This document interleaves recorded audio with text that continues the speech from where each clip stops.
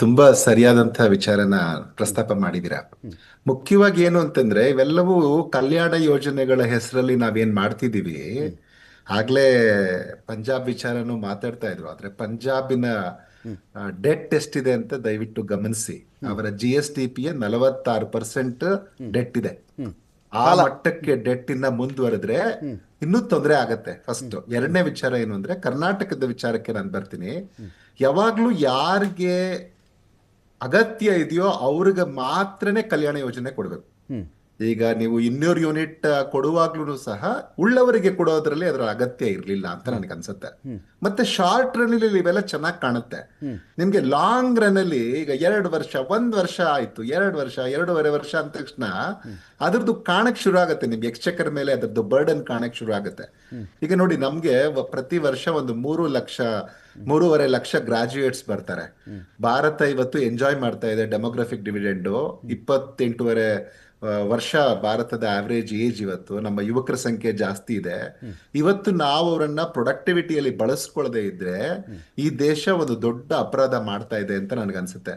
ಯಾಕೀಗ ಕರ್ನಾಟಕದ ವಿಚಾರಕ್ಕೆ ಬಂದಾಗ ಕರ್ನಾಟಕ ಕೂಡ ಒಂದು ಮಹದಾಸಿಯನ್ನ ಹೊಂದಿತ್ತು. ಏನು 2030 ಒಳಗೆ ನಾನು $1 ಟ್ರಿಲಿಯನ್ ಆರ್ಥಿಕತೆ ಆಗ್ತೀನಿ ಎನ್ನುವಂತ ಒಂದು ಮಹದಾಸೆ ಹೊಂದಿತ್ತು. ಅದಕ್ಕೊಂದು ಬ್ಲೂ ಪ್ರಿಂಟ್ ಕೂಡ ಮಾಡ್ಕೊಳ್ಳುವಾಗ ಇಲ್ಲಿ ನಮ್ಗೆ ಪ್ರಮುಖವಾಗಿ ಏನ್ ಬೇಕಾಗತ್ತೆ ಅಂತಂದ್ರೆ ಅದಕ್ಕೆ ಬೇಕಾಗುವ ರಿಸೋರ್ಸಸ್. ಈಗ ಏನಾಗಿದೆ ನಮ್ಗೆ, ಈಗ ಲಾಸ್ಟ್ ಟೈಮ್ ಬಜೆಟ್ ಅನ್ನ ಗಮನಿಸೋಣ.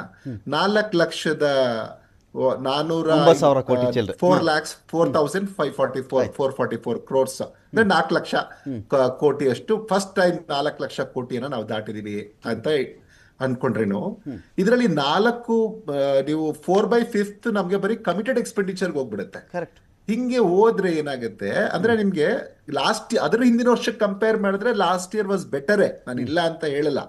ಆದ್ರೆ ನಾವಿಲ್ಲಿ ಯೋಚನೆ ಮಾಡ್ಬೇಕಾಗೋದು ಏನು ಅಂತಂದ್ರೆ ಇಂಥ ಸಂದರ್ಭದಲ್ಲಿ ನಾವೀಗ ಒಂದ್ ವೇಳೆ 52,000 ಕೋಟಿಯನ್ನ 51,000 ಕೋಟಿಯನ್ನ ನಾವು ಕಲ್ಯಾಣ ಯೋಜನೆಗಳಿಗೆ ಅಂತ ಯೋಜನೆ ಮಾಡಿದೆ ಸರ್ಕಾರ. ಅದು ಅಲ್ಪಾವಧಿಯಲ್ಲಿ ಚೆನ್ನಾಗೇ ಇತ್ತು, ಇಲ್ಲ ಅಂತ ನಾನು ಹೇಳಲ್ಲ. ಆದ್ರೆ ನೀವು ಯಾರಿಗೆ ಕೊಟ್ಟಿದ್ದಿದ್ರೆ ಅದರಲ್ಲಿ ನಮ್ಗೆ ಬಹುಶಃ 30% ಮಾತ್ರ ಖರ್ಚಾಗ್ತಾ ಇತ್ತು ಅಂತ ನನ್ನ ಒಂದು ಅಭಿಪ್ರಾಯ. ಯಾಕಂದ್ರೆ ನೋಡಿ, ನೀವು ವರ್ಲ್ಡ್ ಬ್ಯಾಂಕ್ ಹೇಳಿರೋದೇ ಭಾರತದಲ್ಲಿ ಬಡತನ ಎಷ್ಟಿದೆ ಅಂತ ವರ್ಲ್ಡ್ ಬ್ಯಾಂಕ್ ಹೇಳಿದೆ. ಅದ್ರ ಪ್ರಕಾರ 5.25%. ಅಂದ್ರೆ ನಿಮ್ಗೆ 75 ಕೋಟಿ 7.5 ಕೋಟಿ ಜನ ಭಾರತದಲ್ಲಿ ಬಡವರಿದ್ದಾರೆ. ಅಂದ್ರೆ ಕರ್ನಾಟಕದಲ್ಲಿ ಸಾಮಾನ್ಯ ಭಾರತಕ್ಕಿಂತ ನಮ್ದು ಚೆನ್ನಾಗಿ, ಭಾರತದ ಆವರೇಜ್ ಗಿಂತ ಕರ್ನಾಟಕದ ಆವರೇಜ್ ಯಾವಾಗೂ ಚೆನ್ನಾಗಿರುತ್ತೆ. ಅಂದ್ರೆ ನಮ್ಗೆ ಈಗ 5.25% ಗಿಂತ ನಮ್ಮಲ್ಲಿ ಬಡವರು ಚೆನ್ನಾಗಿದ್ದೀವಿ ನಾವು. ಹಾಗಿದ್ದಾಗ ನಾವ್ ಏನ್ ಮಾಡಿರ್ಬೋದಾಗಿತ್ತು, ಬರೀ ಬಡವ್ರನ್ನ ಐಡೆಂಟಿಫೈ ಮಾಡಿ ನೀವು ಎಲ್ಲಾ ಸ್ಕೀಮ್ಗಳನ್ನು ಕೊಟ್ಟಿದ್ದಿದ್ರೇನು ನಮ್ಗೆ ಇಷ್ಟು ಹೊರೆ ಆಗ್ತಾ ಇರ್ಲಿಲ್ಲ ಅನ್ನುವಂಥದ್ದು ನನ್ನ ಸ್ಪಷ್ಟ ಅಭಿಪ್ರಾಯ. ಈಗ ಸುಪ್ರೀಂ ಕೋರ್ಟ್ ಮೊನ್ನೆ ಒಂದು ಬೇರೆ ಕೇಸ್ ವಿಚಾರಕ್ಕೆ, ತಮಿಳುನಾಡಿನ ಕೇಸಿನ ವಿಚಾರಕ್ಕೆ ಬಂದಾಗ ಈ ಫ್ರೀಬೀಸ್ ಬಗ್ಗೆ ಒಂದು ಸ್ಟೇಟ್ಮೆಂಟ್ ಅನ್ನ ಕೊಟ್ಟಿದೆ. ಅದನ್ನ ದಯವಿಟ್ಟು ಎಲ್ಲ ರಾಜಕೀಯ ಪಕ್ಷಗಳು ಕುತ್ಕೊಂಡು ಯೋಚನೆ ಮಾಡ್ಬೇಕು ಅಂತ ನನಗನ್ಸುತ್ತೆ. ಇದೇನಾಗಿದೆ, ಒಂದ್ಸರಿ ಇವಾಗ ಇದನ್ನ ಚಿಕ್ಕದ್ ಕೊಟ್ರೆ ಇನ್ನೊಂದ್ಸರಿ ನಾವು ದೊಡ್ಡದೇ ಕೊಡ್ಬೇಕು, ಆ ಸ್ಥಿತಿಗೆ ಹೋಗ್ಬಿಡುತ್ತೆ. ಈಗ 5 ಕೊಟ್ಟಾಗ ನೆಕ್ಸ್ಟ್ ಅವ್ರು ಯಾರು ಬಂದ್ರೆ 6 ಕೊಡ್ತೀನಿ 7 ಕೊಡ್ತೀನಿ ಅನ್ನೋ ತರ. ಆ ತರ ಆಗದೆ ಎಲ್ಲ ರಾಜಕೀಯ ಪಕ್ಷಗಳು ಬಹುಶಃ ಕುತ್ಕೊಂಡು ಯೋಚನೆ ಮಾಡಿ ನಾವು ಇಷ್ಟನ್ನ ಮೀರಿ ನಮ್ಮ ಬಜೆಟ್ ನ ಅಲೋಕೇಶನ್, ನಮ್ಗೆ ರೆವೆನ್ಯೂ ಏನ್ ಬರ್ತಾ ಇದೆ ಪ್ರತಿ ಸ್ಟೇಟ್ಗೆ ಅದೊಂದು ಅನಾಲಿಸಿಸ್ ಮಾಡಿ ಅದರಲ್ಲಿ ಇಷ್ಟು ಪರ್ಸೆಂಟೇಜ್ ಮಾತ್ರ ನಾವು ಇಷ್ಟು ಕೊಡ್ತೀವಿ ಅಂತ ಒಂದು ಬಹುಶಃ ಒಮ್ಮತಕ್ಕೆ ಎಲ್ಲ ರಾಜಕೀಯ ಪಕ್ಷಗಳು ಬಂದ್ರೆ ಎಲ್ಲ ರಾಜ್ಯಗಳು ಒಳ್ಳೇದಾಗತ್ತೆ ಅಂತ ಅನ್ಸುತ್ತೆ, ಕರ್ನಾಟಕವೂ ಸೇರಿದಂತೆ. ಇವತ್ತಿನ ಸ್ಥಿತಿಯಲ್ಲಿ ಏನಾಗಿದೆ, ಇವಾಗ ನೋಡಿ ಕರ್ನಾಟಕದ ಆಕ್ಚುಲಿ ನೀವು ನೋಡಿದ್ರೆ ಓವರ್ ಆಲ್ ಇದನ್ನ ಪಿಕ್ಚರ್ ತಗೊಂಡ್ರೆ ಕರ್ನಾಟಕದ್ದು ಮಚ್ ಬೆಟರ್ ಇದೆ, ನಾನು ಇಲ್ಲ ಅಂತ ಹೇಳಲ್ಲ, ಯಾಕಂದ್ರೆ ಇಷ್ಟೆಲ್ಲ ಕೊಟ್ಟಿವು. ಆದ್ರೆ ಇದು ಇನ್ನ ಮುಂದುವರೆದ್ರೆ ಏನಾಗುತ್ತೆ, ಇದು ಇವಾಗ ಏನು ಯುವಕರಿಗೆ ಕಷ್ಟ ಆಗ್ತಾ ಇದೆ, ಇದಿನ್ನು ಸಂಕಷ್ಟಕ್ಕೆ ಒಳಗಾಗತ್ತೆ. ಈಗ ನೀವು GSDP ತೆಗೆದುಕೊಂಡ್ರೆ ಈಗ ನಾವು 25% ಒಳಗಡೆ ಇದೀವಿ. ಆದ್ರೆ ನೀವು ಅದೇ ದುಡ್ಡನ್ನ ನೀವು ಒಂದು ಇನ್ಫ್ರಾಸ್ಟ್ರಕ್ಚರ್ಗೆ ಕೆಪೆಕ್ಸ್ಗೆ ಯೂಸ್ ಮಾಡಿದಿದ್ರೆ, ಈಗ ನನ್ಗೆ ಇನ್ನೂ ಒಂದು ಪ್ರಶ್ನೆ ಏನಾಗ್ತಾ ಇದೆ ಅಂತಂದ್ರೆ, ಈಗ ನಾವು ಯುವ ನಿಧಿಗೆ ಬಳಸಿದೀವಿ ಹಣ ಅಂತಂದ್ರೆ ಅವ್ರಿಗೆ ನಾವು ಸ್ಕಿಲ್ ಡೆವಲಪ್ ಮಾಡಿದ್ರೆ ಆ ವಿದ್ಯಾರ್ಥಿಗಳಲ್ಲಿ ಎಷ್ಟು ಜನ ನಾವು ಕೆಲಸಕ್ಕೆ ತಗೊಂಡಿದೀವಿ. ಇದರಲ್ಲಿ ಯಾರು ಮೇಷ್ಟ್ರು ತಪ್ಪು ಮಾಡಿದ್ರ, ಇಲ್ಲ ಪಾಲಿಸಿಯನ್ನ ಇಂಪ್ಲಿಮೆಂಟ್ ಮಾಡಿದ್ದವ್ರದ್ದು ತಪ್ಪ, ಇಲ್ಲ ಸ್ಕಿಲ್ ಮಾಡಿದ್ರ, ಇಲ್ಲ ಪಾಲಿಸಿಯನ್ನ ಇಂಪ್ಲಿಮೆಂಟ್ ಮಾಡಿದ್ದವ್ರದ್ದು ತಪ್ಪ, ಇಲ್ಲ ಸ್ಕಿಲ್ ಕೊಟ್ಟವ್ರದ್ದು ತಪ್ಪ, ಇಲ್ಲ ತಗೊಳ್ಳಿಲ್ವಾ ಸರಿಯಾಗಿ. ಈ ತರದ ಒಂದು ಆತ್ಮವಿಮರ್ಶೆಯನ್ನ ಪ್ರತಿಯೊಬ್ರು ಮಾಡ್ಕೋಬೇಕಾದಂತ ಸ್ಥಿತಿಯಲ್ಲಿ ನಾವಿದೀವಿ ಅಂತ ನನಗನ್ಸುತ್ತೆ. ಇಲ್ಲ ಅಂದ್ರೆ ಏನಾಗತ್ತೆ, ಈ ತರದ ಕೇಂದ್ರದ ಹಣ ನಾವು ಖರ್ಚು ಮಾಡಿ ಕೊನೆಗೆ ನಮ್ಮ ಯುವಕರಿಗೆ ನಾವು ಉದ್ಯೋಗವನ್ನ ಕೊಡದೇ ಇದ್ರೆ ಖಂಡಿತವಾಗಿಯೂ ನಮ್ಗೆ ಈ ಇತಿಹಾಸ ಕ್ಷಮಿಸಲ್ಲ. ಇಂಥದ್ದೊಂದು ಅವಕಾಶವನ್ನ ಹಿಮಾಲಯನ್ ಬ್ಲೆಂಡರ್ ಅಂತ ಏನ್ ಕರಿತೀವಲ್ಲ, ಈ ಅವಕಾಶಗಳನ್ನ ನಾವು ಬಳಸ್ಕೊಳ್ಕೊಂಡು ಈಗ ನಮ್ಗೆ 3.5 ಲಕ್ಷ ಗ್ರಾಜುಯೇಟ್ಸ್ ಕರ್ನಾಟಕದಿಂದ ಪ್ರತಿ ವರ್ಷ ಬರ್ತಾರೆ.